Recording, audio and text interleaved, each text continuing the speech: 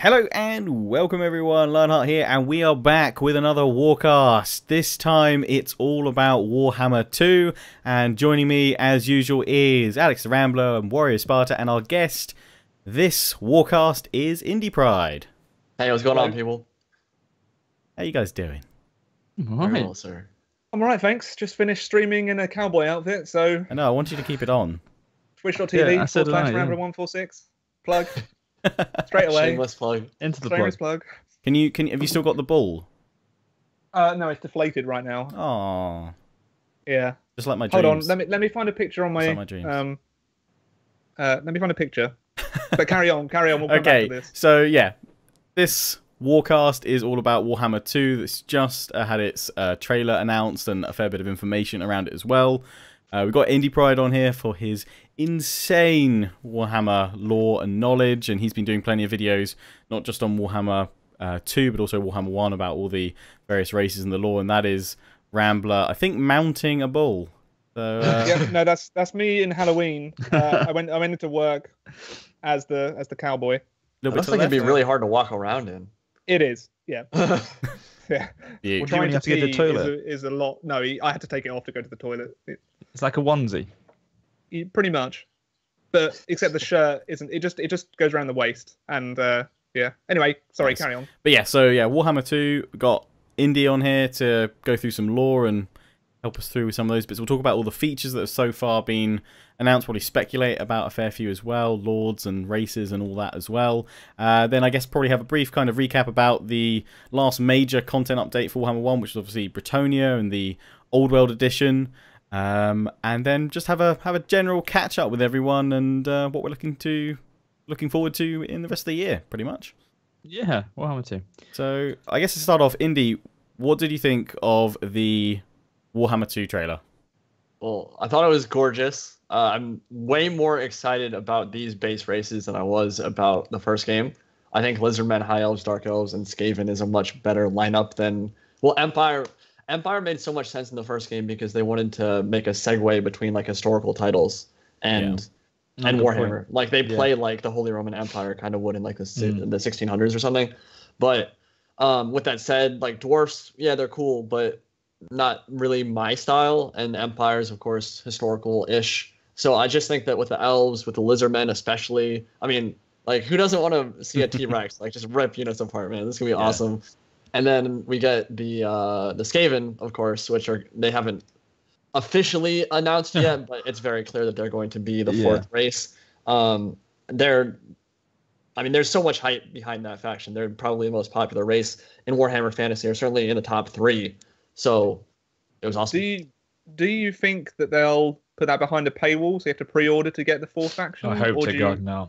No, they're not going to. Not with the Skaven. I don't think that they're going to be doing a full race as pre-order for this game. I'd honestly be surprised. I think that it makes a lot more sense to do a sub-faction or a minor faction or something. Eurogamer interview, when it was brought up about how the community didn't react well to Warriors of Chaos, the response was, I mean, it was quite vague, but they sort of said whatever whatever that kind of pre-order, if there is one, it'll be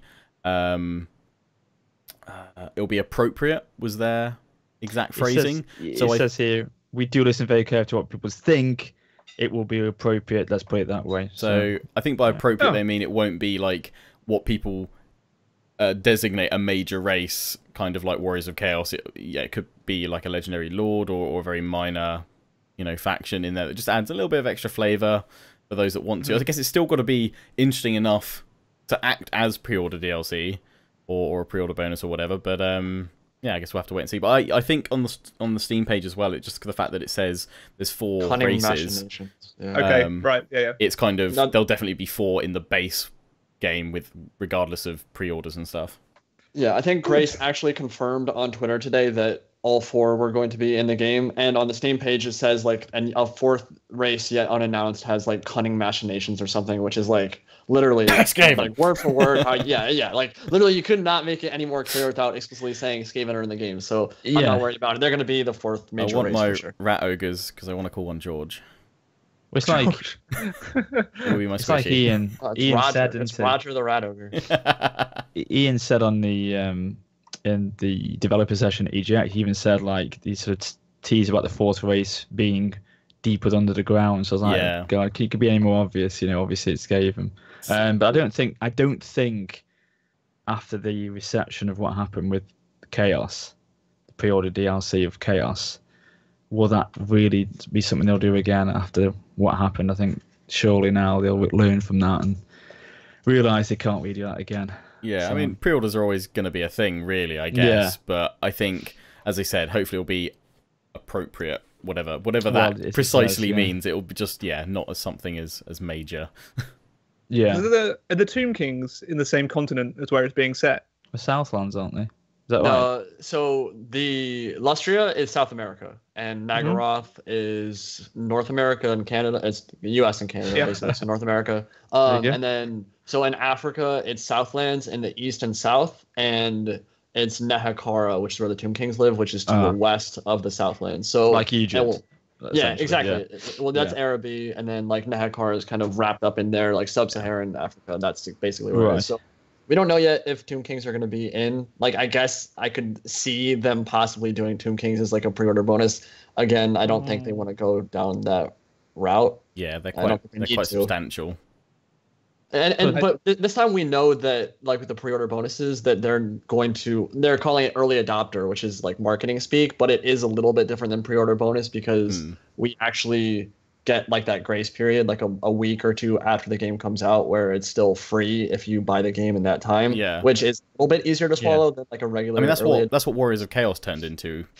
Yeah. Anyway, so and we didn't know about that back in December, which is when all the rage was happening. So there would have been less rage then, although there still would have been a lot. Yeah. Still rage. Yeah. I don't know. Well, there almost seems to be as much rage about Warhammer 2 being announced. Here we go. There's the key.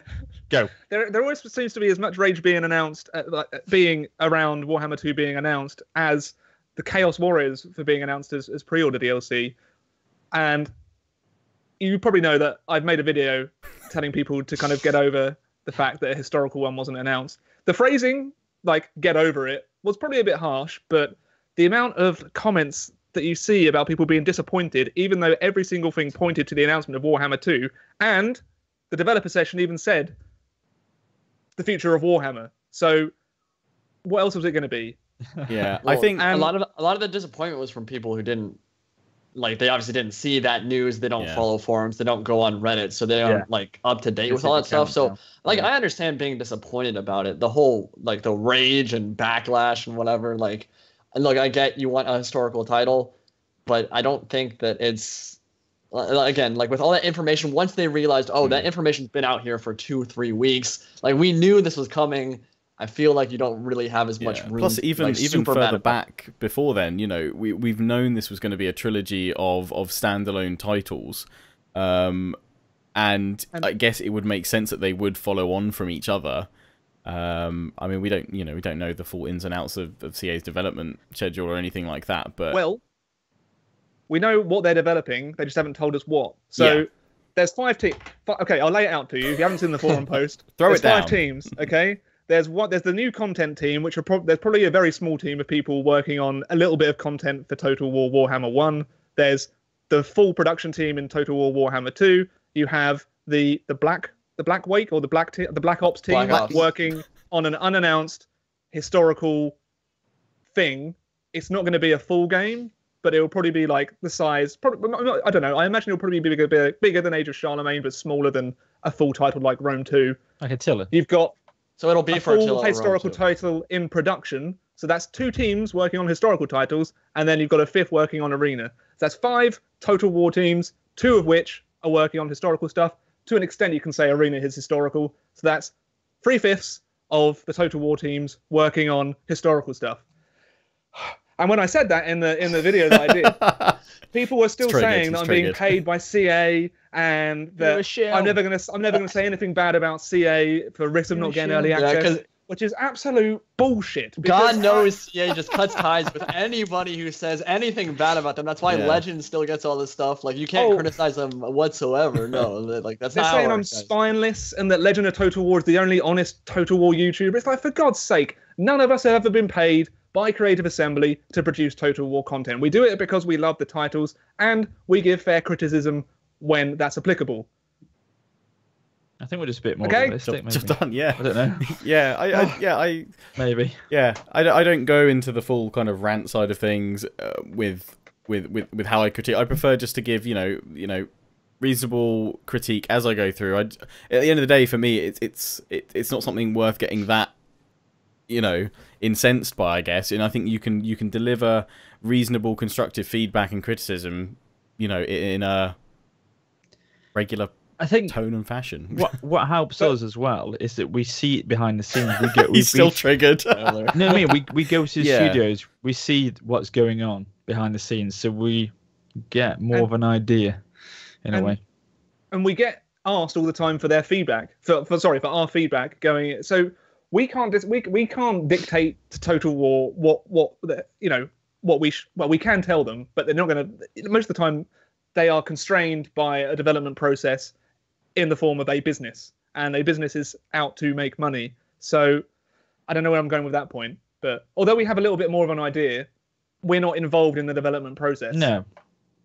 I think a big part of it too, though, is that we personally know some of these CA employees and have met them, and there's a human element to it. So we understand they're human people. So and this is not necessarily a bad thing because it's very understandable. But someone who's never met a CA employee, never been to Horsham, England, or whatever, it's a lot easier for them to just look at CA as this big bad company. But it's important to remember that there are people behind that who need to work for salaries, are looking to provide for their families, blah blah blah. And I'm not making excuses. Obviously CA has made plenty of mistakes in the past. Yeah. And there's stuff to criticize them for sure. I'm sure they will in the future. They're hardly perfect. I mean, I think all of us fully agree that we're not fans of sieges in Warhammer as they stand. They really need a revamp. Yeah.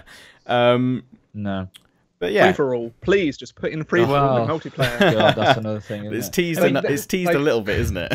There are even things that still trigger me that's in Total War, but I just enjoy games for what they are. It's when I'm going off topic a little bit, but for Mass Effect Andromeda, I'm a huge Mass Effect fan. So when I've seen this barrage of attack over the facial animations, which fair enough, they're not amazing, but it doesn't ruin the enjoyment of the game for me. And there was a targeted attack on an EA employee, some bigoted male groups were going after this woman because she worked on the facial animations. And I've actually met that woman in real life. I met her at a Twitch meetup in Vancouver.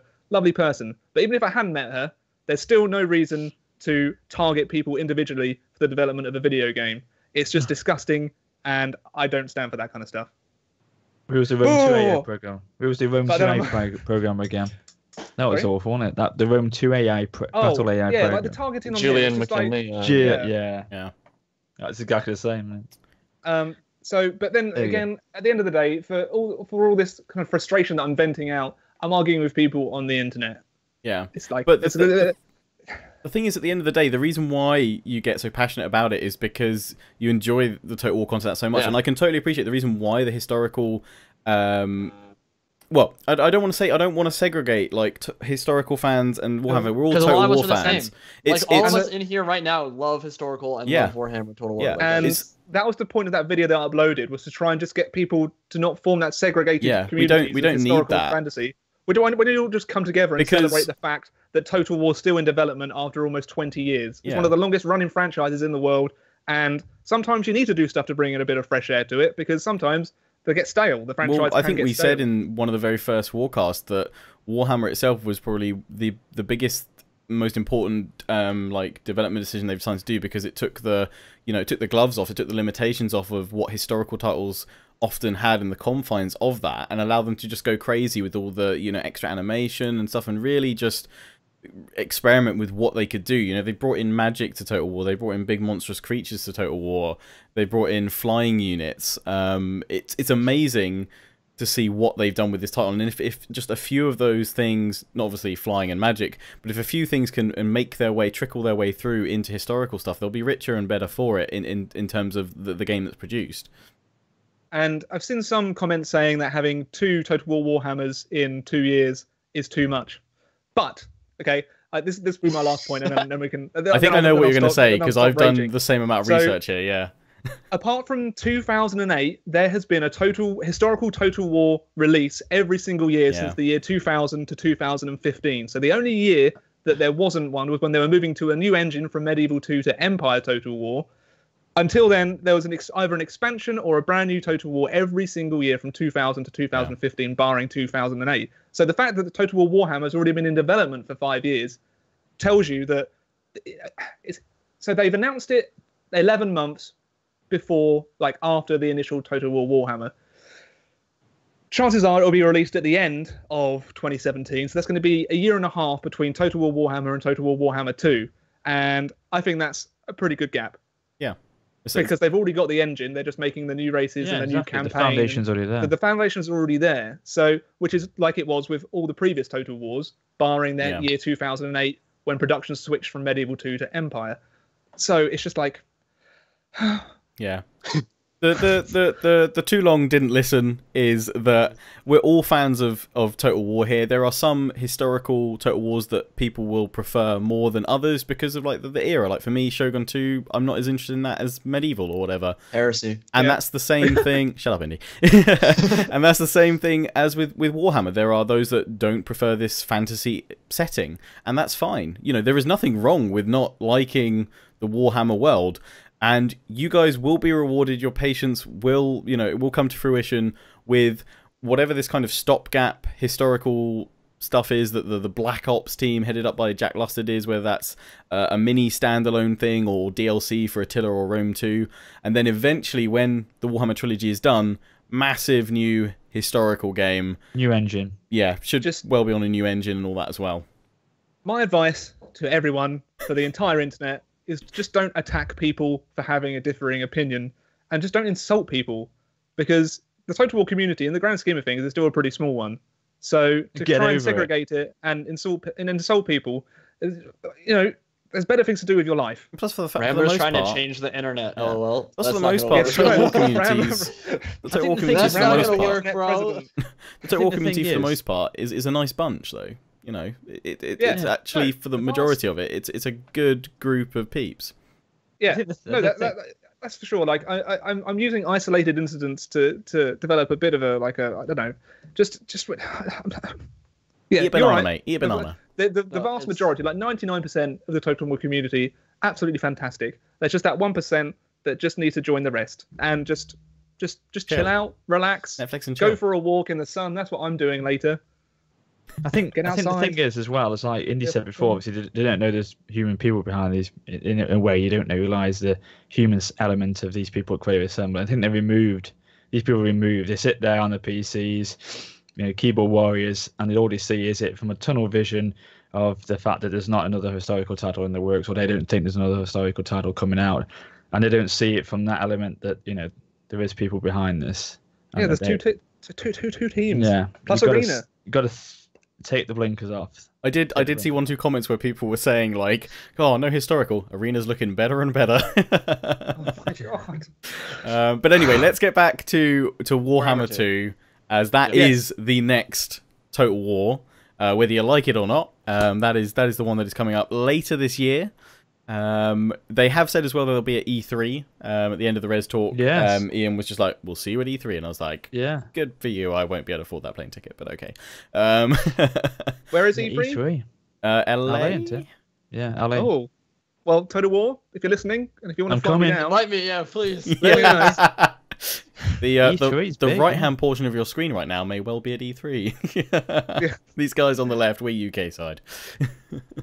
Yeah. But yeah, so, Indy, do you want to just run us through real quick, maybe like 1 or 2 key bits about each of the races that we've seen and heard about so far for Warhammer 2?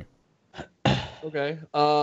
So if you follow my channel, I do a lot of lore videos. I just did a Dark Elf lore army and tactics video running down that whole, just the lore of their faction and what their army compositions are like. They're led by Malekith the Witch King, who's that badass looking gold mask and black armored dude in the trailer. Awesome. He is an incredibly powerful caster and melee fighter, one of the strongest characters in Warhammer Fantasy. He's a really scary dude, really evil dude. And the reason he wears that armor is because he was burned when he was walking through. Basically, any high elf king who wants to be king walks through a flame, and if they successfully get through, they're gonna be they're gonna be the king. And if they don't get through it, then they get burned horribly. And Malekith was a dick, and he has always been a dick. So what happened was he walked through, he got burned, and he basically his mommy had to fuse this armor to his skin, or he would basically die. Darth Vader. Do you think she'll be in it, by the way? His mother? In the game? Marathi is his mother, and I'm like 98% sure she's going to be the second legendary lord. She's the hag sorceress of Grond, and she is one of the oldest characters in Warhammer Fantasy Battle, and she's really sexy because she bathes in the blood of elven babies. Oh yeah, that's basically. Oh boy. So like she would normally age, but she's an elf, so they live like super long time anyway, and they still look good when they're like thousands of years old. But she would, like, because she's so old, she would look really withered and scary, except that she's such a powerful sorcerer that she's able to, like, make sure that she stays eternally. I was going to say, otherwise, we have two very different definitions of what sexy is, but that's fine. How did the Dark Elves become dark? How did they become dark? Are they corrupted? Yeah, kind of. Well, all elven races and all races in general were tainted by chaos in their own way. So like in the high elves, they were like a perfect race before, and then when chaos came into the world, they became kind of like arrogant, like we can save the world and do whatever we want to do. So that was kind of how they were tainted by chaos. The dark elves kind of became like Nazi Germans, basically. They were like, we are literally better than you, any other race, and we will kill you and play with you and torture you and murder you because we feel like it. But the difference between the High Elves and Dark Elves was that there was an event that's massively important in Warhammer Fantasy called the Sundering, where there was a massive civil war, and they tried to unbind the Great Vortex, the Dark Elves did, which is exactly what we'll be fighting over in Warhammer 2. And when they tried to unbind it, it basically ripped Ulthuan, which is where the High Elves live, in half. And so all of the citadels that the Dark Elves lived in, they used their magic and floated off in their fortresses to a different continent, and that's why there was just a big civil war. And so the Dark Elves had already hated the High Elves. They'd been warring with each other for thousands of years at that point, but that was the big impetus for them leaving the continent and why they hate each other, why there's a split between the two factions. And the Wood Elves, did they just, like, we've had enough, we're going to another continent? There were colonists from the High Elves that when the Sundering happened, they were like, why are we going to go back? Like, the High Elves don't care about us at all. They've got their own problems. And they had already been in the old world for centuries or millennia at that point. So they were like, we're not going to go back and fight in this war. We're going to do our own thing. And what was the Sundering? Sorry, I'm really not up to date on Warhammer lore. War. It was just civil war. But the vortex that this game is surrounding, what's that all about? Yeah, so you get like a hint of what that is in the trailer, but basically, you see a little bit of it when Teclis like looks back into the past. But it was Kalidor Dragon Tamer, which was the first like big dick high elf mage. Like he was super important back then, and he basically said, there's this huge demonic invasion, right? Like the entire world was getting overrun by demons. So they were like, we need to do something to get them out of here, or we're all gonna die. So they realized that they could use the Waystones, which were all throughout the world, to like harness magical energy that was like pouring in from this gigantic portal that was where the demons were coming from. And they said, okay, we can bind all this magic and send it back into the realm of chaos and make that portal way smaller and make sure that the demons can't be here anymore, because they can't manifest themselves in the mortal plane if they don't have magic to sustain them. So that vortex is literally take all the magical energy that's flowing through the world and shoot it back into the warp so that they can't be here anymore. That's the whole point. Yeah, and that's why they're fighting over it. That's going to be the main part of the Warhammer 2 campaign. Yeah, and aren't they all fighting for the same thing? So they're fighting for different. The Lizardmen. You're fighting for control of it, but the Lizardmen and High Elves will probably want to preserve the vortex. Preserve it, yeah. Mm-hmm. Whereas the Dark Elves will want to destabilize it. And who knows what Skaven will want to do with it. They'll probably have a play with it. Throw a rat ogre in there, you know. But this is I think the first Total War game where the AI can actually beat you to that objective, and that's like the main victory condition. Is I think you go through stages of like vortex control or influence or whatever, and apparently the AI can beat you to that, which will spell the end for you pretty much. it seems to be, as you said then, it's just like it says here, like stages, and you sort of work towards that end game with the vortex. I see that potentially to be similar in its infancy when we had the chivalry in Bretonia, and you had each stage and you're working your way up. They could have that sort of mechanic. The same with similar to that, like grudges as well, within public order bonuses and things like that. I imagine it'll have some kind of effect like that. And then I don't know if it will literally just, if you get through all the stages and you gain control, if that's just campaign 1, or whether it will, if you destabilize it, I don't know, just horrific stacks of chaos spawn and just destroy you, or I think or what really. As well, it said I think that they will allow us to see where the AI are in their progression towards it as well. So we'll be able to see how they're progressing throughout the campaign and making comparison to where we are. And obviously we can take various actions on depending on what position they're in. So that's going to be quite good as well. So but you can ignore it as well at your own peril, sort of thing. You can still build up your empire and try and go for world domination, but you're probably going to want to interact with that vortex in some form or another to avoid the chaos.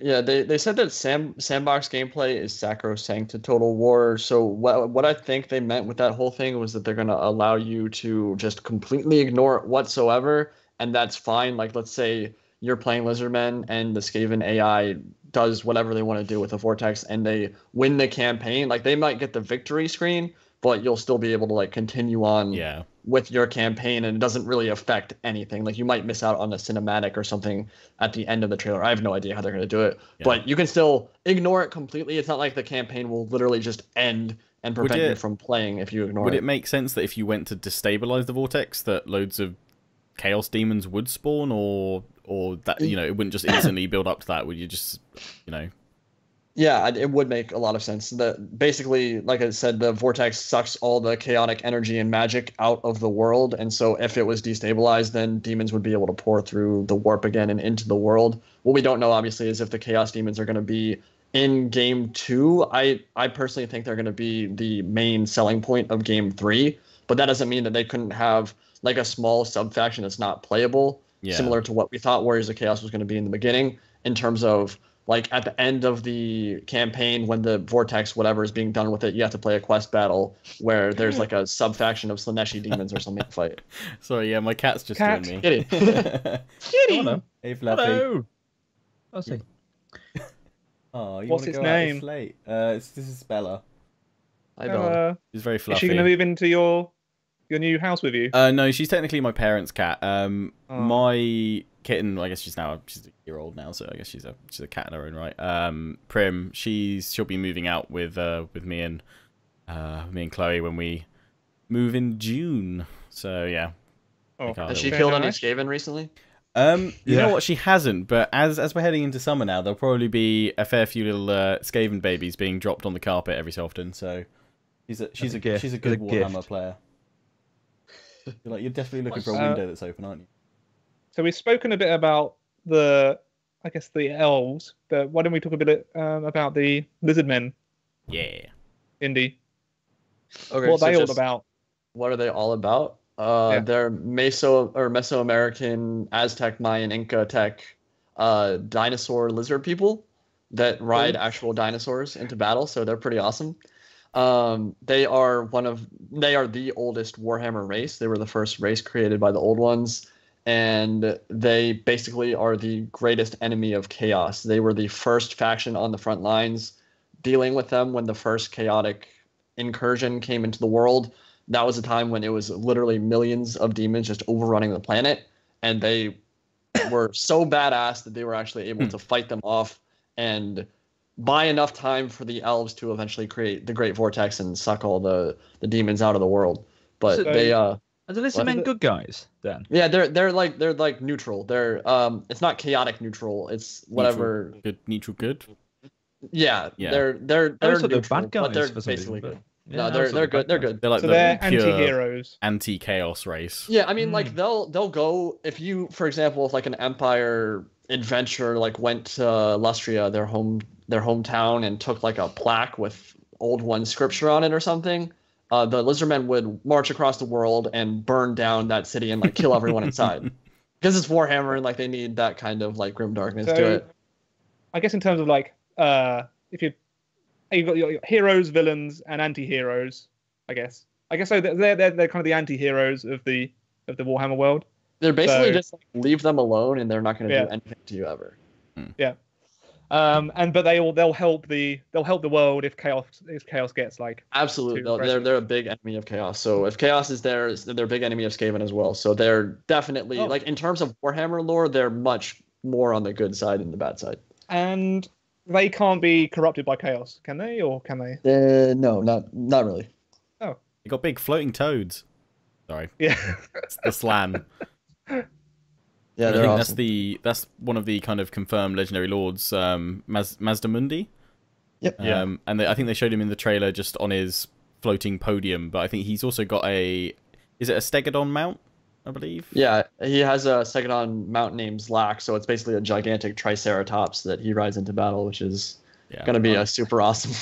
I love the slip up they did with Tyrion. Is it Tyrion, the brother of the other High Elves Lord, legendary? Teclis is the Archmage, and then Tyrion we didn't see, but he's going to be their faction leader. He's a twin brother, isn't he? He's like the melee fighter. Brothers. Yeah, melee combat fighter. Isn't he more of a mage and the warrior? Yeah. Do you think you're playing it safe with Warhammer 1 with the factions? Because you said that before, Indy, at the beginning. Do you think they're playing it safe with those factions, the greenskins and Empire, and then they're going out for it now and thinking, right, okay.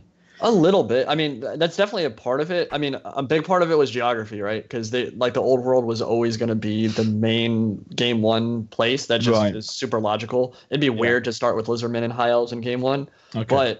But yeah, no, I think to an extent that makes a lot of sense that like they know now, hey, game one was awesome. It sold really well. We can kind of expand our ideas and our plans for the trilogy, and we can go a little bit more crazy with this game. They've constantly said all the way through that due to the success of it, they've been expanding their plans as they've been going. Basically, they've constantly been like updating and kind of developing. And I think we've seen a lot more potentially kind of feature-rich, additions, even in just the DLC that they've added into Warhammer 1 as they went, because they just had that, obviously the influx of income from the sales, and it allowed them to do more as they've gone on and try out new things. And I think it did surprise them more. Yeah. What races are left that we haven't talked about? Tomb King. No, sorry, just in terms of like that won't be in the game. Apart, like Tomb Kings. Apart from 16, is that the final race? It's 16 major Warhammer Fantasy Battle races. So what we have left is Tomb Kings. We have the Chaos Dwarfs. We have the Ogre Kingdoms, and we have the Demons of Chaos. So once all those are, I don't think I'm missing. No, I don't think I'm missing anything. So once those are added, then we have all the major races, and the only thing that can get added are obviously the Lord packs, which I'm assuming we'll get plenty of, and then we'll get the. Well, I'm hoping we're gonna get minor faction packs at some point as well. So Kislev, Stalia Talea, Dogs of War, some of the minor factions that aren't like huge players in the lore, but are still important to Warhammer Fantasy. So with Warhammer 3. Are they going to? Do you reckon they'll hold the remaining kind of the chaotic factions back until the third? That's kind of the weird thing, right? Because we don't know if they're going to do a bunch of DLC for Game 2 in terms of like faction packs.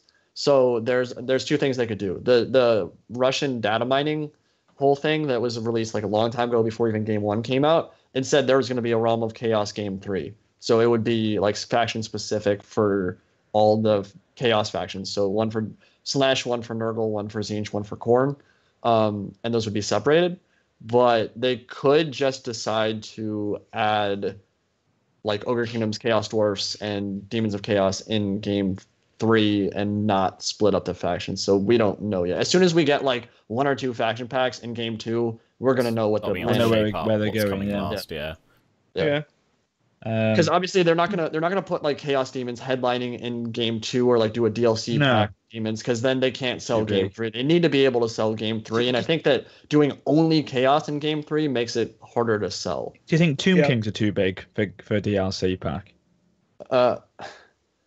I'm a little nervous about like the DLC races in general, because at least with what Beastmen were different because they were the first DLC pack, so they were kind of Wood Elves. But it was definitely lower quality than what they did with like Wood Elves and stuff. Well, is a Wood Elves good enough or big enough to be a DLC, or should they have been a main faction from the start? You know, I think they did the Wood Elves DLC really well. Like they were barely missing anything. So you could do a Tomb Kings like that, could you really? If they want to continue with that level of quality, absolutely they could do Tomb Kings as DLC. Yeah. If they do it like the Beastmen, I'm be mad because that means that like 3 or 4 like pretty important units are going to come out. Which if you don't know the lore, it's not as big a deal. But then you like Google what you're missing, you're like, Jesus, why wasn't a Gorgon in the Beastmen pack? I think they struggle with Beastmen in terms of the skeleton animation. I think they realised it's quite a big task for them with Beastmen. Maybe it would have been better to start with like Wood Elves because there's not like I don't know if it's not as insane. Well, it's more humanoid, variations. aren't they? Yeah, more humanoid, aren't they? They've probably got a lot of that already, but. I think it was more like testing the waters, and they didn't realize like, oh wow, this DLC is selling really effing well. Let's continue doing this, and then we can actually make the quality better. Yeah, because it was the first one. Yeah. I was just saying actually, I think from what you've said on the articles and the developer sessions as well, I think they're really trying to focus on the narrative now, aren't they, of this game? You know, this is more so they're trying to really get behind the story and drive the story forward with this game more so than probably the first one. I don't know if they're trying to like go down a bit of a down like a paradox route of making it more of a narrative sort of campaign, you know, making, you know, more of a role play. I don't know. They've added in, I mean, even like Attila and Age of Charlemagne was like, I think for me, it was like the start of this all because you had those little story events and things like that would pop up, and we've seen that get more and more frequent in Warhammer. I mean, like Grombrindal's got a thing that pops up every so often to choose his next kind of ancestor that he channels, which greatly affects the direction you can go out with him. You've got that with Bretonnia, with lots of things like that early orc incursion bit is quite interesting to see, like events like I'd actually love to see more of those events just dynamically randomly popping up throughout your campaign, because you can be like, oh, I'm going to go over here, and then something happens and you're like, oh, I can't, I've got to turn around because my heartlands are under attack because of this event that's popped up for the next 20 turns or something. I mean, you wouldn't want it happening too much, but I quite like the direction they're going with these events and crafting more role play for your characters and things like that. I think they're constantly trying to make sure they're improving the end game. With any strategy game like this, it's always a problem into the end game. Yeah. Because it can get to become a steamroll experience, can't it, for a player? And I think that's what they're trying to constantly. They've got that early game locked down quite well, and they've always. This vortex could be. They always announce what the end game is quite well. I think like it was the the Warriors of Chaos invading and storming through in Warhammer, and I think you'd start getting into the mid game, and then you'd hit that steamroll point, and then it's just like you really need something to smash you a lot harder to put you back in check. I think that's why Bretonnia had a good playstyle, because you're almost meant to play defensively. Yeah, and more kind of confederate the other Bretonnian factions before trying to expand. So whenever I try playing Bretonnia, I can't really expand too much, which it's kind of nice in a way, but yeah, and you go off on little raids. It's different from a usual. Yeah, it's different from a usual playthrough. It was definitely different than a normal Total War campaign, which I appreciated. I felt like it was a little arbitrary though. Like you just kind of sit around and wait until you have the diplomatic bonuses from those texts that you research, and then all of a sudden, like they love you and want to confederate. It was just like I appreciated the direction it went. I didn't think that ultimately, in terms of like gameplay, it was the most interesting mechanic, because it's literally like, oh, I'm gonna research Leon tech, and then suddenly Leon loves me. Like, okay, like, cool. It maybe would have worked a bit better if they then had like an event chain that you'd have to go through. Prerequisites to get it, that would then build it up further, or at least like a battle where, I don't know, you ride to Leones's aid or something like that, and you have a little mini kind of quest battle sort of thing along with their armies. That I think that maybe would have joined it up a little bit neater, and as you say, to make it not feel as instant. Oh, research this. Oh, boom, friends. You can't research your friends, guys. You can't research your friends. Do you think they would like trying new things out in the Bretonnian campaign to sort of push forward into Warhammer 2 a little bit? Maybe, I don't know, certain things they were trying out. I don't know, but seemed to be, as you say, it seemed to be not a completely bit of fairly different feel to it, didn't it? That Bretonnian campaign. Shout, it's almost why not? Pretty much, as long as it doesn't, as long as it's not detrimental to the gameplay experience, why not try out, something by just throwing it in there.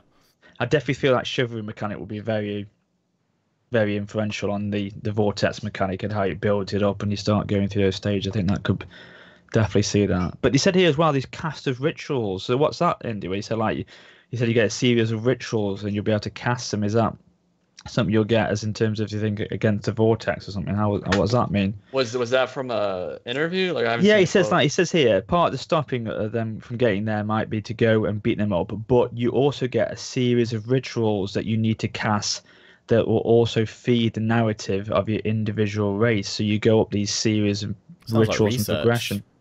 Maybe then, yeah. You've got to like channel your mages for like 20 turns of research, as it were, almost, or something like that. And yeah, there's a bunch of ways they could implement something like that. I'm not sure specifically what they're referring to there. It's not really like, I mean, it's I guess based on Warhammer lore, but there's no like specific thing that I could think of that would. I don't know. We'll just see how they do that in gameplay terms. I'm not sure.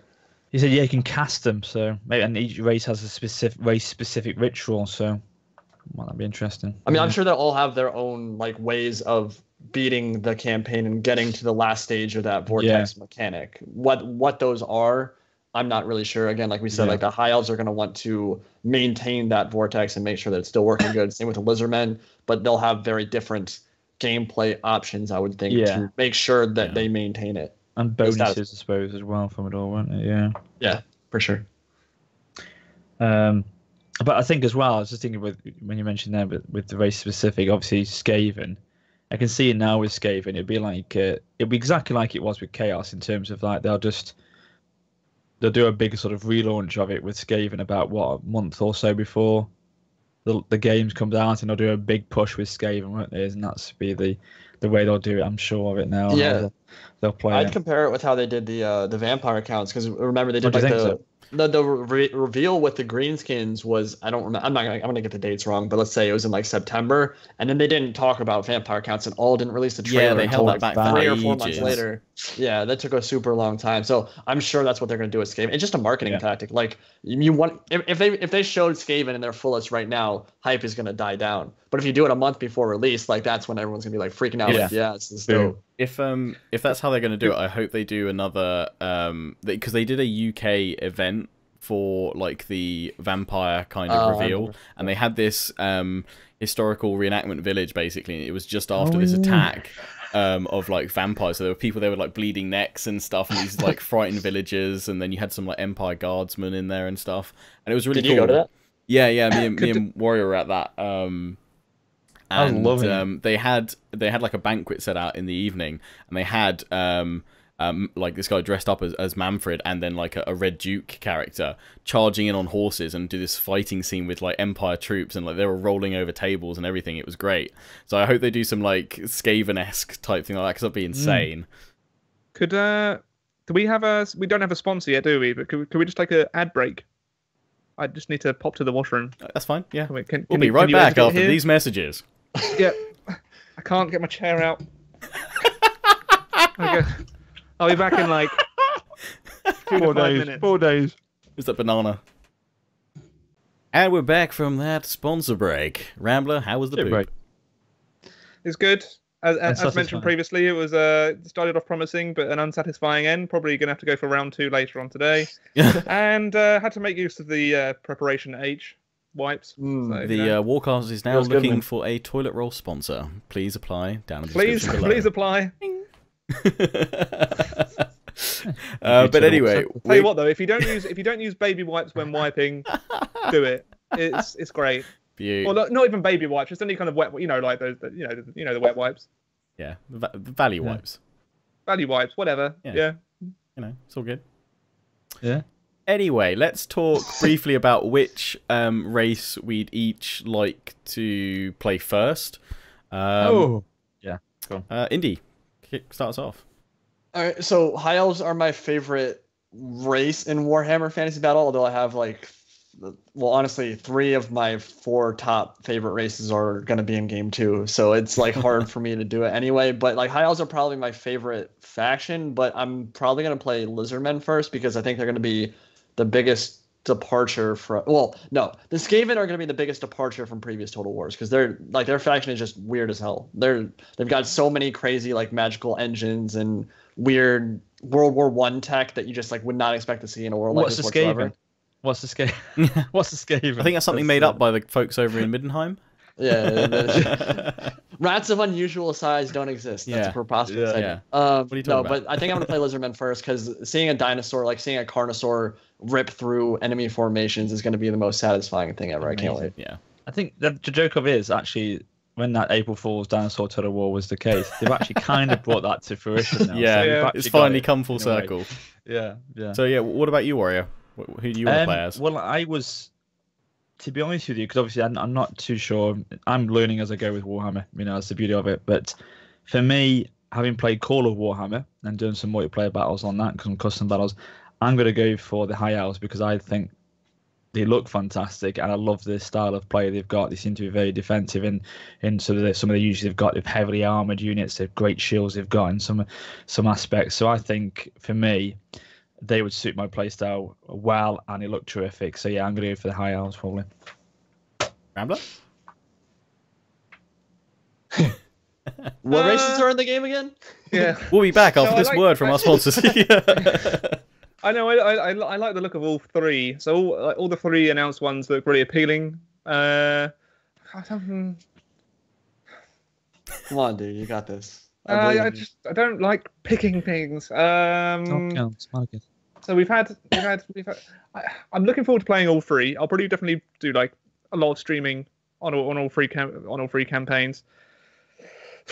I might start off with High Elves to start off with as well, because like what Warrior said, I just think the units look amazing. I just love marching elves in the kind of the tight formations and the kind of the shields and the armor.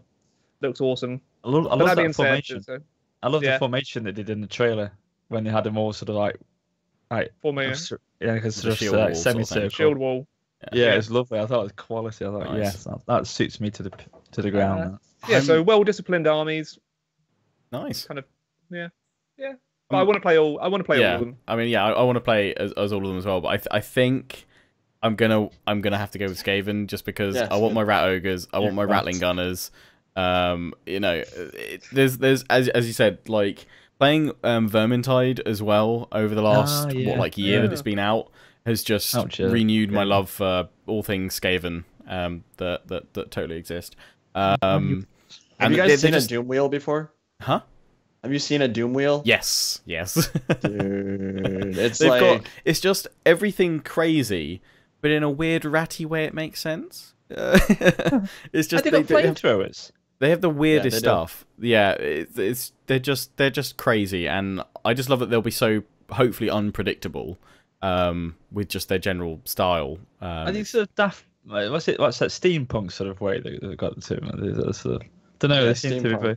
Yeah. There's like World War One tech, like just kind of so unreliable and so ridiculous. Like a big thing in tabletop and lore about them is that all their stuff just malfunctions all the time. Yeah. But when it malfunctions, it like takes like tons of people down with them as well. So they'll like send like a Doom Wheel like spinning into like an enemy formation and it'll like blow up instantly, but it'll kill like a bunch of Lizardmen or something. It's just everything they do about it is just completely over the top and ridiculous. I'm just also looking forward to the voice acting because I imagine it's going to be the same craziness that the goblins were for like the greenskins. So if it's anything like that for the Ratmen, it's going to be crazy.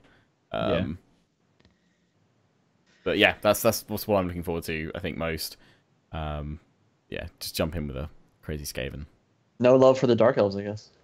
They look cool. There's something cool about like black and gold armor and Malekith. And... Malekith's Guardi. Yeah, Malekith will play him. It's fine. It's fine. No. Job done.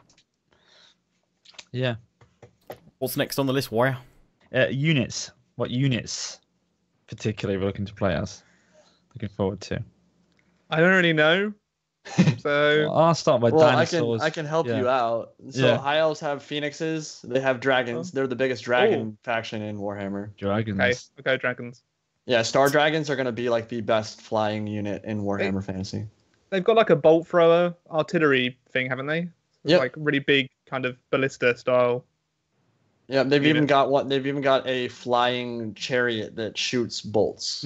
That's pulled by eagles. So that's pretty dope. They've got Indy, a lot. Indy, what was that? What was that unit that the High Elves had in the trailer? The spear units. What were they? they're just basic. Those are just high elf spears. They're literally called high elf spears. Oh, right, high elf spears, yeah. So they're not that elite units then. No, that's like the basic like. Oh right, bloody hell, they look pretty good as well. So what's their elite infantry unit then they've got? Elite infantry, Phoenix Guard. They're like much more ornate, like halberd. Sounds like Fountain Guard. Sounds like actually very similar. Yeah, really. Very similar okay. Yeah. And in fact, they actually don't talk either. So that's probably literally ripped straight from Tolkien's universe. Yeah. Somewhere. Yeah. There's so many. I think just. Carnosaur. It's just dinosaurs. I just want to see the dinos. It's so hard to argue against that. Yeah. It's so hard to argue with a T-Rex, man. I'm trying to remember. Can you imagine smashing through a line with that Carnosaur? Yeah. I'm trying to remember what when me and Moosey went through Lizardmen, we were talking about some of the units that we thought they may not add in just because they'd be too expensive to do for the models and stuff. And there were. I can't try to remember. It began with like I don't know, was it a Troglodon or something like that, right? Oh yeah, Troglodon is like it's like a Allosaurus, but it's poisonous. Yeah. So like kind of a cross. No, it's like a Spinosaurus Allosaurus mixed with like poison. Yeah.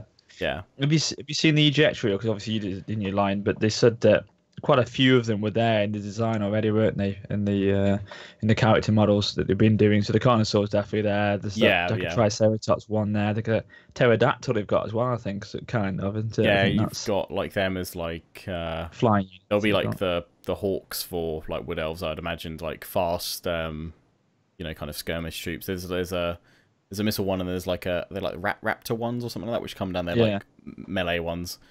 Well. Riperdactyls. That's and the then one, yeah. They have like an Ankylosaurus one called a Bastillodon, which they put like big artillery, like the Luminarch of Hysh, on the top of, which just shoots beams of energy. Yeah, like they've got so much cool stuff. Is that the one which shoots out snakes? There's the Ark of Sotek. So the one we saw, I think, in the trailer was there's one that it's the Engine of the Gods that no, hold up. There are three of them. It's Engine of the Gods, it's Ark of Sotek, and then it's Solar Engine. Solar Engine is like Luminarch. It shoots like a beam of energy. Yeah. Ark of Sotek like drops like snakes around everywhere, like Jungle Swarm. And then the Engine of the Gods is like a pulse that would kind of be like the what is the vortex for Lore of Shadow? Pit of Shades. Pit of Shades, yeah. It'll be like that kind of, in that it'll like be in the middle of the line, like kind of pulse outwards, and then like back in. Yeah. So like an AoE. If the gloves were off for Warhammer 1, what the hell is going to happen now? Because the gloves are already off. Boots are off. This is like the boots are off now. Yeah, it's way. Then the pants are off. Crazier. The pants are off for game 3. Yeah. It's all out then. Dicks out, boys. Dicks out, yeah. Flipping heck. So what about you, Indy? What unit are you most excited to see and to play with? It's a little. I'm gonna name one for each faction because I can't narrow it down. But it'll be Dragon Princes of Calidor for High Elves, which are just like really powerful cavalry. Like they're like Blood Knights, but for the High Elves. They're just gonna look so cool. Like their model is actually amazing. They sound great at High Elves. And then for the Dark Elves, again, because I love heavy cavalry, it's probably it's either the Witch Elves or it's the Cold One Knights. Cold One Knights, they ride raptors into battle, which is dope in and of itself. Like there's so many dinosaurs, man. Lizardmen, it's definitely Carnosaur, like no, hands down, like no question. And then for Skaven, that one's interesting. They have a monster called the Hell Pit Abomination, which can die and then resurrect. Like it can literally go down to 0 HP and then come back at full strength. Which if CA does that, I really want them to. That would be incredible. It's just like a gigantic like conglomeration of like Skaven parts that forms this massive like hulking monstrosity. Yeah, like it's really scary looking, but I would love to see that. I'm already thinking of videos that I want to make, and I want to do one with the Jurassic Park theme, like "Welcome to Jurassic Park." Da da da da. Just Carnosaurs everywhere. The ideas are flowing. Is it out yet? Yeah. I guess on that, when do we think it's going to come out? Because they've said 2017. Let's go around the group. Say a date. Rambler, go for it. What? There's 12 months. Pick one. We've got just a month. We've got 8 left. Go for it. Yeah, only 8 to choose from. Oh yeah. October, before the big Christmas rush. Oh my god. That's when I think as well. October. Oh. Okay. Good choice. And I'll probably be doing YouTube. Well, that'll be my only source of income come September. So. Check him out. So no. I'll be busy. Yeah, watch my ads. Give me your money. Patreon, please. Please. I think it's gonna come out November 10th. Oh, that'd be great. Well, November's my birthday month. I'm right. Dude, if I'm right about that, like I need to get something. I don't know. Yeah, what, I need something. CA just needs to invite me to their headquarters and give me like all games in history for free or something. I don't know. Yeah. I hope to God. I'm saying yeah, I know when you don't want it to be. If you bring it out in October, particularly October the 14th or something, I'll be pissed because I'm going on holiday then for a week and a half. Warrior's going on holiday. We can't release the game, boys. Yeah. Sorry about that. Yeah. Delay it. Release it then, October. Go for September. Push yourself. Thanks, mate. Yeah. Well, it's all going to be it's a nice build up to Christmas anyway. It should be at least. Oh yeah. Plus, we were talking about it before while Rambler was having his poop.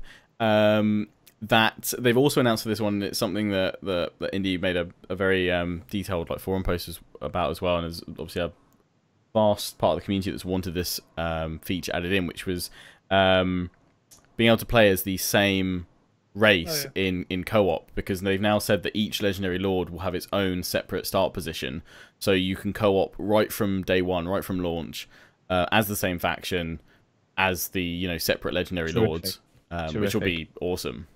Yeah. Just a quick one on that, very quickly. Didn't legendary lords begin on Warhammer 1 with the same start positions, but then they've actually, when new lords came out, they started to do different start positions? Is that correct? Yeah. So when the game first came out, like Gelt and Franz, which they still do, both start in Reichland, but like the argument was, and what I made the forum post about was, one, it's dumb that you can't do same race co-op, because obviously that's the most logical thing. Like I don't want to do vampires and Empire together if you like know Warhammer lore. That doesn't make that much sense. Yeah. So like it's a lot more fun. Like if I'm playing with my buddy, we both want to play Lizardmen together and conquer the world that way, than like do Lizardmen Skaven, which makes no sense with the lore. Right. So like there was that, and then there was the just more replayability. Like if I want to do another Lizardmen campaign, like why do I want to start in the same start position? I could start halfway across the world, maybe in the Southlands. That's suddenly a completely different campaign, even though I'm playing with the same faction. So that's why I made that post about. I was like, this is going to be a big deal for playability. And again, I don't know if it was only. I'm sure it wasn't just my post, but like the it was just you. No, it was literally just me. No, but the fact that like people got behind that, because they were like, yeah, like that adds so much more replayability. Yeah. CA jumped on board, and I think it started with King and the Warlord. They were like, yeah, you'll be getting different start positions depending on what faction you play. So that was really good. I'm glad they made that decision. They do listen to us, guys. They do listen to us. Which free for all. Yeah, that's what we were talking about. Yeah. So that's one thing that we were talking about. We were like, why is free for all not in the game? Like, we don't have coding experience, but it can't be that hard. Yeah, it's literally, as we said, turn locked teams off, and actually go back to Medieval 2 and Rome, where you chose your team when you joined the game lobby, the game you were joining or hosting or whatever, and you just choose between, if you want to play together, you both choose team 1. If you don't, you choose teams 1, 2, 3, 4, 5, 6, 7, 8. For me, free for all has the potential to take multiplayer up a notch. It really does. They need more modes. They need more multiplayer modes. We haven't. The last time we saw something different was Shogun 2, and they've never gone back to that. But we're not asking for big complex Avatar conquest stuff here. I am. Okay, Indy is, and obviously that would be great. That would be great, but on just a base level of another game mode, just turn off the team lock restrictions, free for all. King of the Hill, put a capture point, center of the map, put a ticking timer of points down for each player or each team of players, and you've got King of the Hill. Okay, there's no balance issues. It's all well and good of saying yes or no coding, but those surely aren't massive undertakings. So. CA, I'll give you £100 to, if you need the budget for. That's all it would take. For the free for all in King Hill. Real quick, see what I can give to you. Yeah, no, unless you give me 5p, it'll do it. Bloody hell! I'll go onto Notepad and change it for you. Warrior is going to code free for all. There we go. Job done. Get your line of code in there. But extra modes would be grand. Quick one. No one's putting this out yet. I don't know if you guys know this, but I probably do. But I'm just making it as a big deal. Regional occupation is no longer the case in Warhammer 2. It's gone. You know that? What do you mean?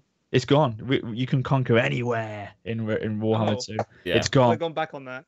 Thank God for They've that. just not bothered. I mean, I asked my viewers what they thought about regional occupation, and it's changed a lot since launch. A lot of people that were against it at launch now said they like the limitation that it kind of imposed, that it allowed them to follow a more narrative campaign, or they were sort of saying as an Empire player, they'd be like, oh, I'd never want to actually conquer Greenskin territory. I just want to go and raise and sack it.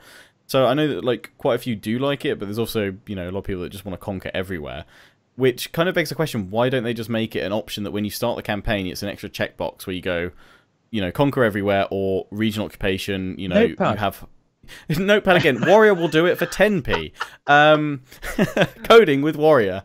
A Twitch stream sensation. But yeah, it kind of does beg the question, why, rather than basically essentially outsource it to modders to do, which we had at day one launch, they had it at the same time, just put it as an option when you start a campaign.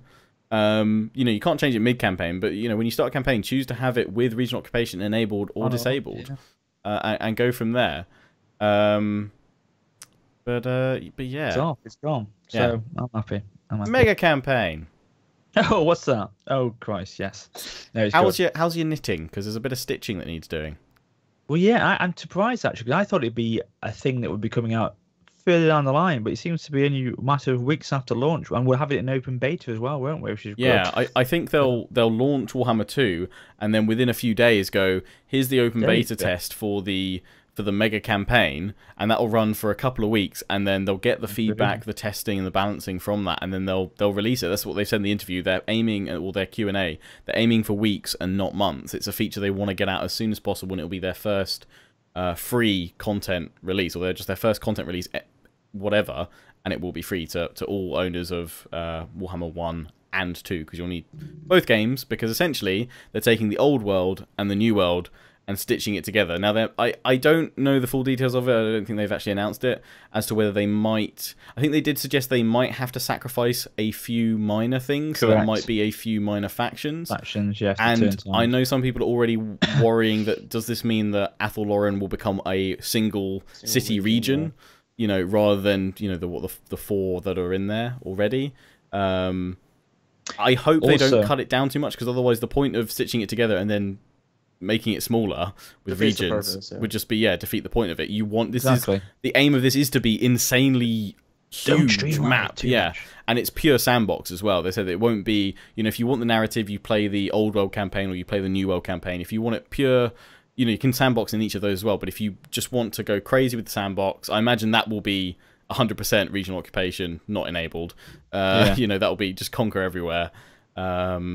Well, it says here as well, they've taken into account the fact that you're essentially combining two endgames, aren't you, into one campaign. You've got the Chaos Invasion endgame, and you've got the Vortex campaign endgame.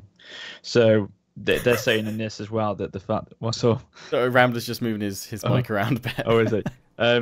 It says here that it's apparently that the Chaos Invasion, if you're playing as the High Elves, the Chaos Invasion in the old world wouldn't affect the campaign with your High Elves Let's Play, you know, so they're taking that into account. They're not apparently giving all the details yet about this, but yeah, they've taken this all into consideration. So, which is a good point actually, because I didn't think about that. The two end games coming together, and obviously then the third Warhammer map that will come in as well and combine this mega one. Yeah.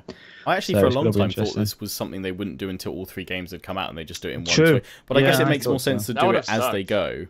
That would have sucked if we had to wait till game 3. Because that was the selling point. Yeah, I could kind of see it as a thing they do, though. I could kind of think they'll be like, oh, we'll do that properly at the end of the trilogy. Yeah, but I'm glad they're doing it now.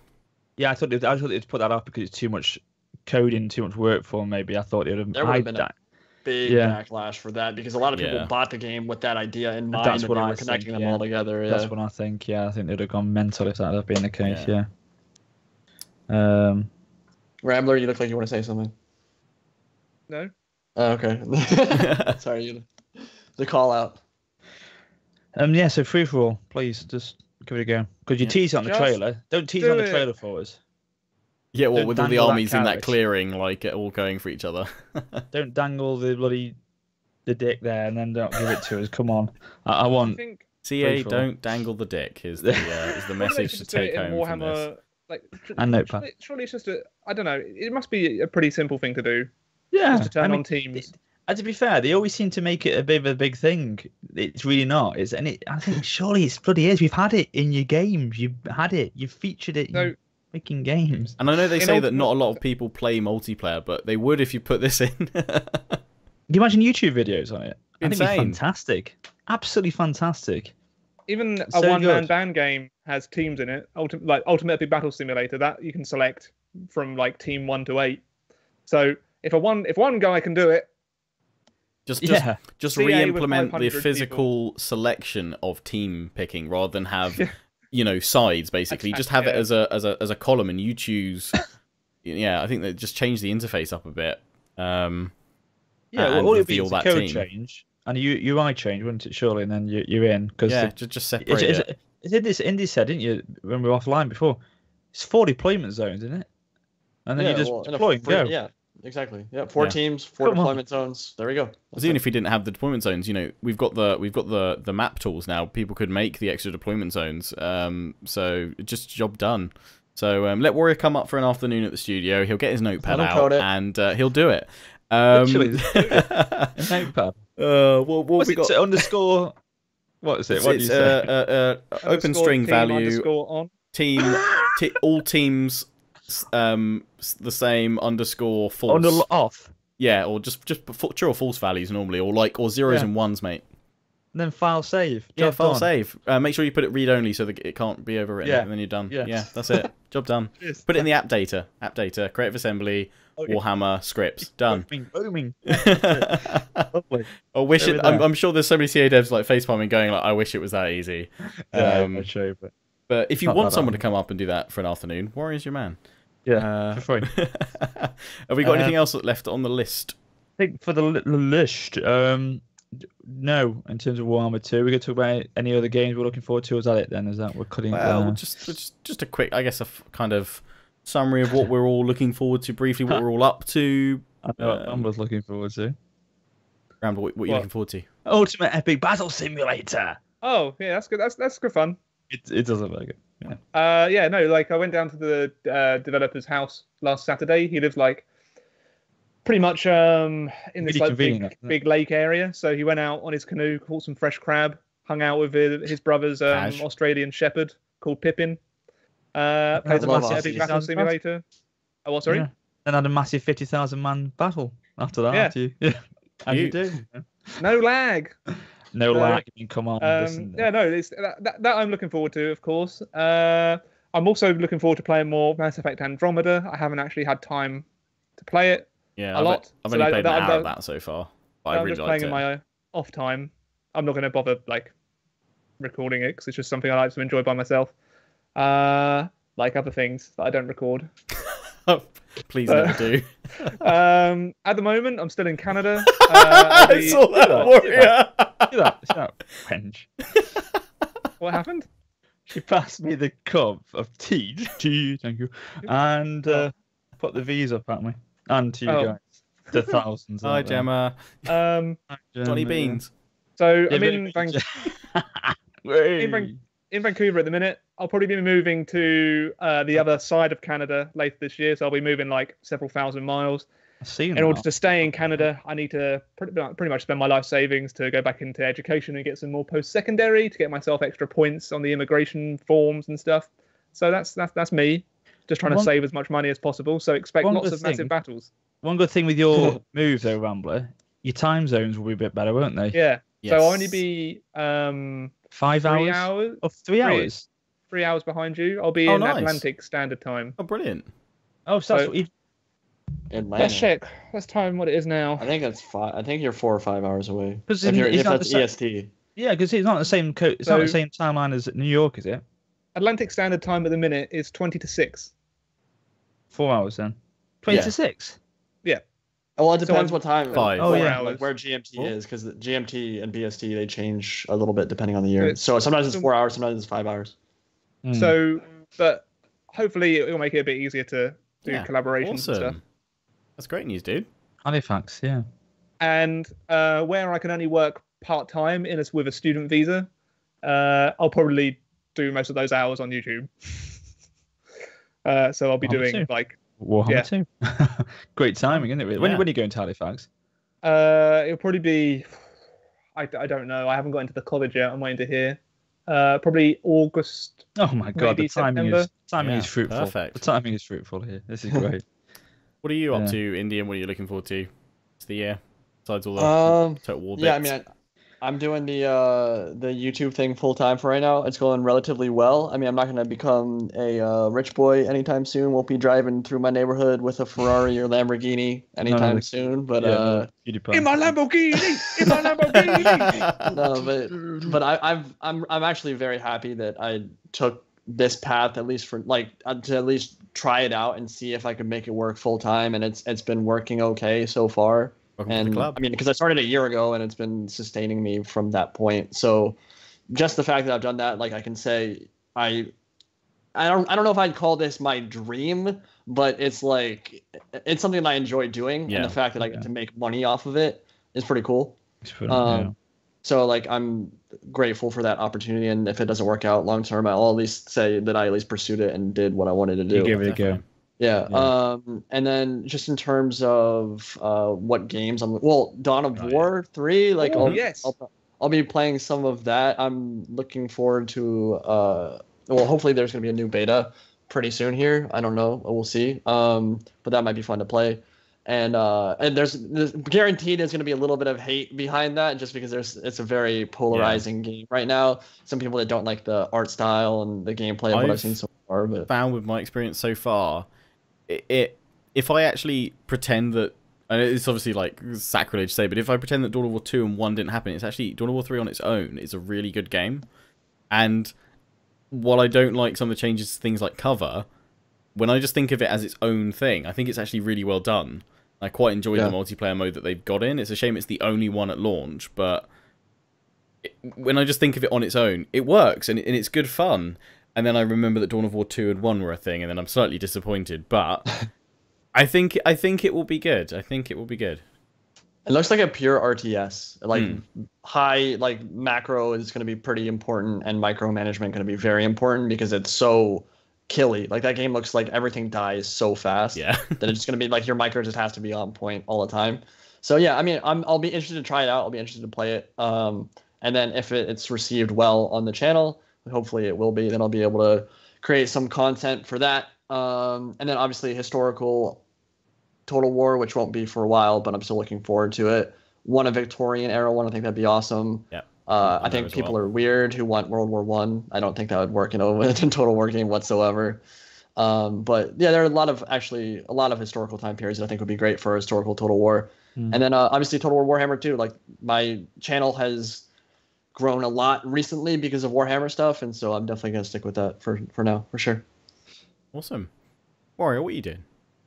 Well, I'm coming back, and that's a good thing. I'm coming back. I've been away, haven't I, for a few weeks. It's been weird actually. My enthusiasm, my drive went for a bit this beginning of this year. I think partly to do with Edward and difficulties I had at home with him. But touch wood, he's actually sleeping through now. Nice. He's actually sleeping through. Man. He's getting good. Like he won't wake up now at all. I'm not worried about it, and I'm more alert at work. I'm more alert here now with YouTube and getting better sleep. So that's helping a lot. I was so tired, and I got home and I just couldn't be bothered, to make any videos, and I just had no drive, and I got into a sort of a rut of just not making videos, and I actually started to think, well, actually, I'm quite enjoying it, getting home, doing nothing, relaxing. But then suddenly, I started to miss it, and I thought, you know what, I need to come back now. I need to get myself back into gear. And then with this coming out with Warhammer 2, the passions, the drives come back a lot more now. So that's it's good, and I'm not going anywhere this time. I'm staying. I'm going to push through it. The grind's there. I mean, it is more of a grind for me. Obviously, you have to go home. I'm sure Indy will home know as well. But like, for me, doing it full time as well for several years now, finding that balance between kind of stopping and being able to just relax and chill is quite hard.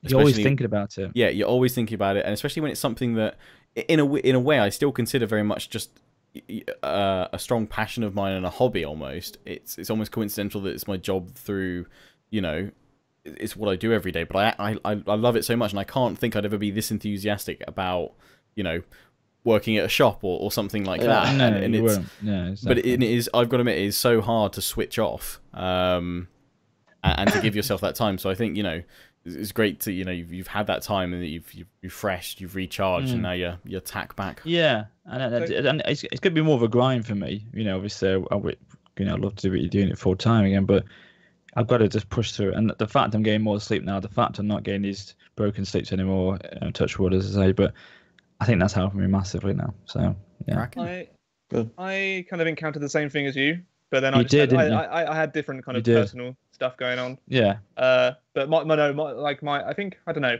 I don't have kids, so I don't really have that problem. But I just had my own kind of stress and anxiety and depression. This year has been pretty shit in general.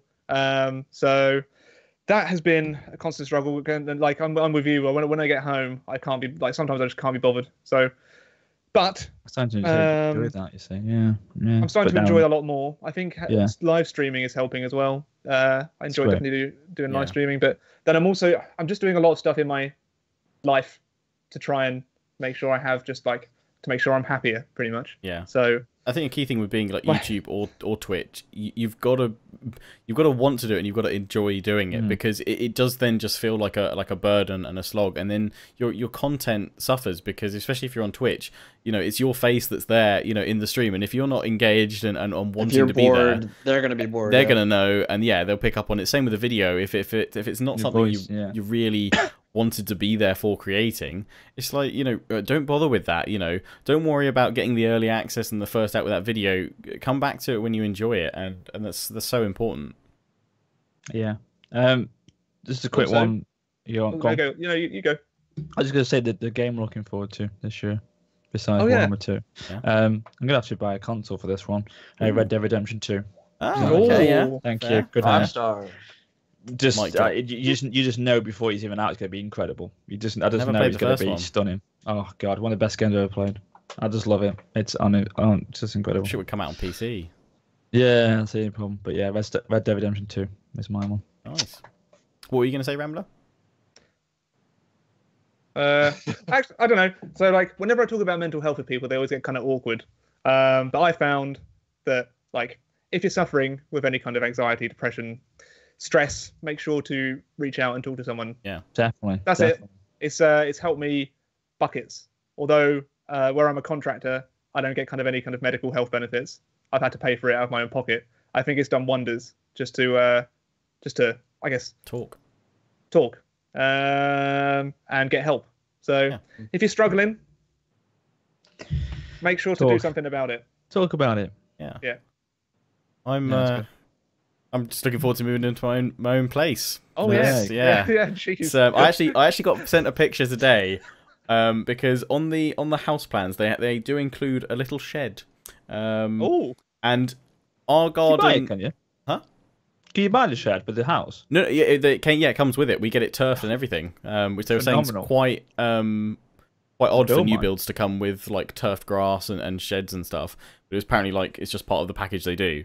But our shed was like literally sitting in the middle of the garden on their design plans, and we're like, could we put it against the back fence wall, because that would that wouldn't like take up any space then? And they were like, yeah, sure. And they literally sent me a picture today, and they were like, the foundation's been set. It's against the back of the fence, so yeah, it's coming along well. In the middle of the bloody garden. Yeah, they said often the builders will just move it and put it in the right place anyway, because they're like, that's stupid. But it's all coming along really well. We still don't have like a set date for when we'll be moving in, but it should be early June now. So I'm super hyped for that. I mean, I have permission to use the second bedroom as my office for a year or so until the probably lion cubs appear. Then it'll be the shed. Then I'll be in the shed, but I won't be that first shed, because I'll literally be able to stand up in it like this, and that's it. There's not much room in it. I do it. Yeah. I'm gonna buy one of those like build your own kind of office studio shed things in the back garden. that's still classified as a shed, so that I don't have to get planning permission. Don't have kids. Just don't have kids. But yeah, no, I'm sure it won't be too long before there's lion cubs. To be fair, don't seriously, mate, you're gonna have to have a word with Bobcat. She's dead set on it, mate. I don't think I've got any choice. To be fair, I'll just be summoned one day and I'll be like, the snip now. It's time to make cubs, and that's it. That's how it works. Commander. But yeah, so that's in June. I'm, as I said, looking forward to Dawn of War 3. I'm looking forward. I don't think it's going to come out this year, but I'm looking forward to hopefully seeing and hearing more about Mount and Blade Bannerlord. God, yeah. That's in the same for me, the same vein as the next historical Total War. I'm sure it'll be worth the wait. I've just got to wait a little bit longer. But I mean, all Kingdom Come Deliverance as well. Yeah, Kingdom Come Deliverance. I haven't actually gone back to that for a while now, so I'm looking forward to when they do their next kind of major update to that. But I want to see Cyberpunk 2077. Oh yeah, God yeah. CD Projekt Red. Like that had one of the best trailers I've ever seen. Of course, it showed no gameplay whatsoever, but I really want to see some gameplay for that. Good shout, yeah. But that's me. What we're all up to. But we're all back now. That's the main thing. Well, I'm back and. We're back, and Warhammer 2 is just around the corner. Yeah, September. Can it just come out tomorrow, dude? Like seriously. It's September/October tomorrow. Just a quick one. Please don't come out in August because that's going to mess my. Or October. August, yeah. So September basically is the only Warcast approved release window. I would prefer November. Or November. Yeah, good shot for Indy November. But a good one actually, because we've seen it before. Warhammer 1 pushed back the date of release. I wonder if they'll do it again. Yeah, that's true. It could happen. Delayed a little bit. Yeah. They may push it back. I think it's just channel of the month now. Yes. And then, say goodbye. Yeah. I haven't actually watched him much, so I'll leave it to you. He released a really good April Fools. He did. Yeah, that was a video. That is the one video of his I've seen. The kind of the fight, it was really good. Star Trek fight. Go check it out. It's an exclusive. It's an exclusive first gameplay look at Warhammer 2. It's Kroq-Gar, I believe, isn't it? And General of the Empire. Yeah, fighting a General of the Empire. This guy, he's called Turin. Yeah, Turin. Yeah. I recommend him to Rambler and Lionheart because, from my side, I know Indy will sort of alleviate, sort of what's the word I'm looking for? Add on to this. There we go. In terms of, he's very good in his knowledge, his tactical awareness, his tactical knowledge is excellent, and he's also produces, in my opinion, how he comes across in his videos, very good, very just very fluent in how he presents his videos and how he commentates on them. I think he's excellent. You've worked with him, haven't you, before, Indy? In some videos? we've done some games together. We haven't commentated together, but we got Tony together and played some games. But the thing that I think differentiates him from pretty much anyone I've seen make content is like he is extremely fluent and able, like articulate when he's playing the game. Like he's in the middle of like microing all his troops and like flanking and making sure that he's kiting appropriately and doing all this stuff, and like everything that he says is on point. There's no stuttering, there's no mumbling. Exactly. It's ridiculous. Like that is the most impressive thing about his channel to me, the fact that he is so articulate when he is in the middle of a very micro intensive game of Total War. I think you're quite like that, actually. I think you're quite like that. Yeah, you are. Yeah. I don't do as much of the live commentary stuff though, so if I screw up, I can go back and do all that. Do it again. I try not to do that, but yeah. That's exactly right. Turin's very, very good, and also he's quite well respected in the community. A lot of people are starting to be made aware of him, so he's sort of up and comer. Those very unique thumbnails. Yeah, his thumbnails are hilarious. They're just crazy. Yeah, actually, but yeah. I thought give him a recommendation. Yeah, go check him out, guys. He's linked in the description, and feel free to say the Warcast sent you. If anyone's watched to this point. Yeah, if anyone's still here, say hi, just randomly in the comments. Just get us that watch time. Yeah. Okay. Thanks. I think people watch us on the way to work sometimes, don't they? I know a lot of people listen to it as well. We put it up on SoundCloud and iTunes as a podcast. Yeah.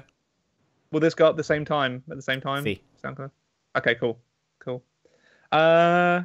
Well, are we going to come back for May? Or going to try to come back? Yeah, we'll try and come back. Yeah, let's just try and come back more regularly now. And as Warhammer 2's now been announced, I'm sure there'll be kind of drip fed information now. So The Warcast Hopefully is we'll get to back. good. Get Yeah. hyped. Total War Warhammer 2's happening. Get hyped. And historical Total Wars are still a thing. Get hyped. And I'm sure there'll be In a few events coming years. up. Get hype, and we'll go to events hopefully and stuff, and see them, enjoy them, Yeah. and get the report back to you all. And Except me, Have a I'll be a broke party. student, so you never know. Go fund You me. never know. They'll invite you over, and I'll get my notepad ready. Yeah, Rory's going to work on that scripting right now. He's going to send it over in the Free-for-all, morning. _true. Done. Thank you. Right. Hold on, I can do this for you now. Hold on. CA, are you watching this? I mean, seriously, for Christ's sake. Have you done it Are yet, you actually Rambler? going to show that to the camera? You're Yeah. faking me my ears. Quickly, Rambler, the You've got development it, time Indy. costs are going up exponentially every second, mate. Code, free for all. Done. Easy. There we go. It's confirmed, it's completed. Hold on. I'll give instructions as well. Oh, okay. Installation instructions, there you go. Is it going to be available on Steam? Press enter. Press enter. Love it. Love it. There you go. Anyway, cheers Indypride for joining us on this Warcast, this Warhammer having me. 2. Thanks. Yeah. Thanks for coming. And yeah, was goodbye from me. Goodbye from me. You do. And it's goodbye from me. That guy. That guy. Ciao for now. Bye. Bye.